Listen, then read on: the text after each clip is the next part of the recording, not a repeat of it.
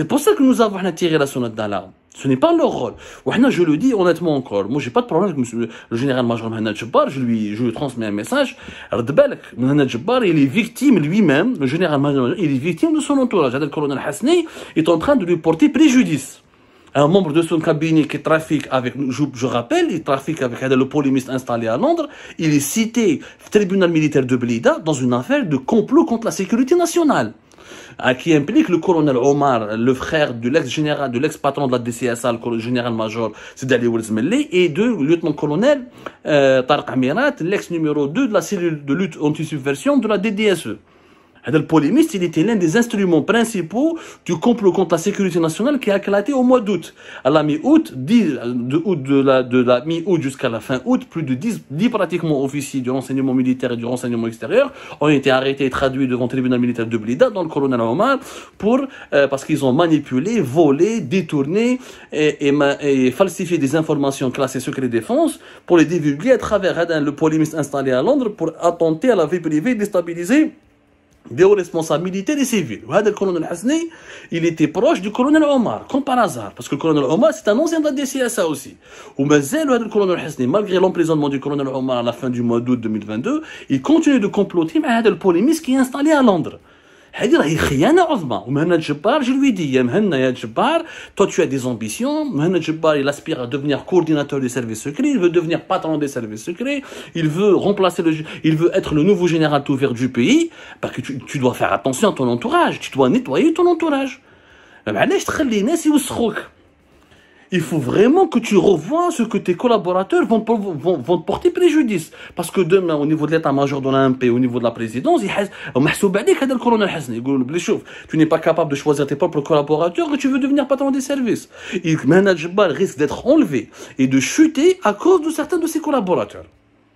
On a un SMI précis de certains officiers qui ont fait trafic d'influence. Ils ont des informations au tribunal militaire de Blida, ils ont des informations pour la DCSA, ils ont des rapports de la DDSE, ils mettent ce polémiste qui est à Londres. On a les noms, on a tout.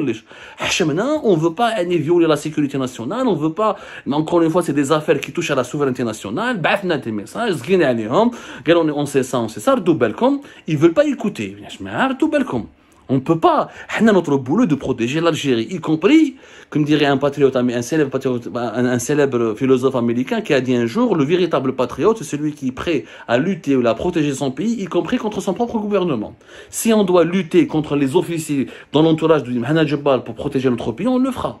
Mais là, je suis sûr que Mohamed Jebbar, il est innocent dans cette histoire et qu'il ne connaît pas vraiment dangerosité de son environnement qui est malsain.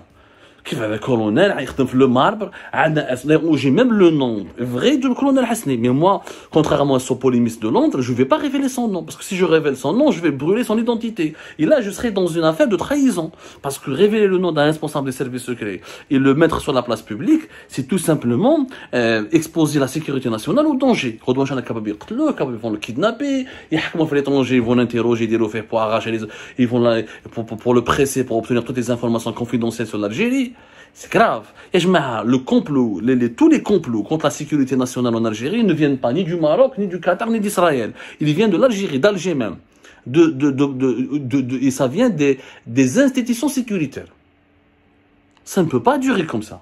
Prière à M. Mohamed Jebbar de prendre vraiment au sérieux cette alerte que nous venons de tirer, vérifier ces informations. Je vois ce que le colonel Hasni a dit dans le marbre, je vois l'usine de Barwaguia, je vois ce qu'il y a fait Raya, je vois les affaires, je vois ses relations avec Gharib Belqsir, ses relations avec le polémiste qui est installé à Londres, ou l'ab khamj hadra widir Nourdin Khaldi.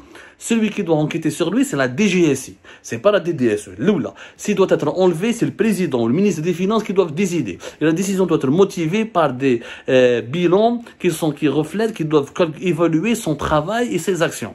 Mais je sais pas ce que ما تفهمش مع واحد الكولونيل qui derrière une entreprise d'importation de marbre روحوا نحيوه. احنا ورانا عايشين هذه. L'Algérie des années 90, c'est fini. C'est fini l'Algérie des années 90. Mais impossible, un petit colonel peut tout décider, ça ne pourra plus jamais être le cas. J'espère que cette émission fera bouger les lignes. Et encore une fois, tous nos encouragements d'attaque au nom de l'intérêt général. Il y a une différence entre attaquer un haut responsable de l'État au nom de l'intérêt général, au nom de la préservation de l'intérêt général, au nom de la défense des intérêts de la population algérienne et des intérêts économiques ou la politique de l'État et du pays. et attaquer un responsable de l'État au nom des intérêts du clan, au nom d'une guerre de clan, quand on est un instrument d'une guerre de clan. Et ce qui est le cas.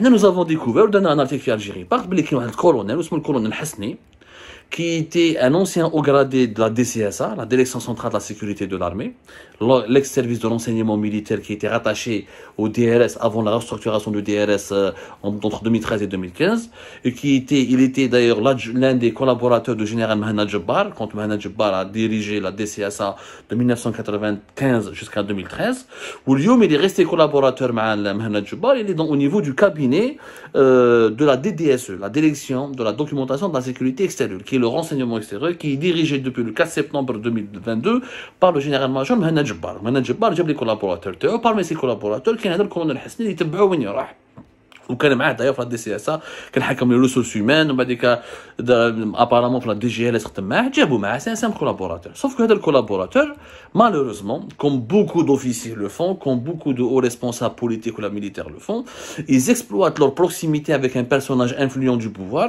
pour faire des affaires pour fructifier leurs affaires là pour défendre leurs agendas personnels au détriment des missions qui leur sont attribuées dans le cadre de l'exercice de leurs fonctions au lieu de travailler de se concentrer sur sa mission de défendre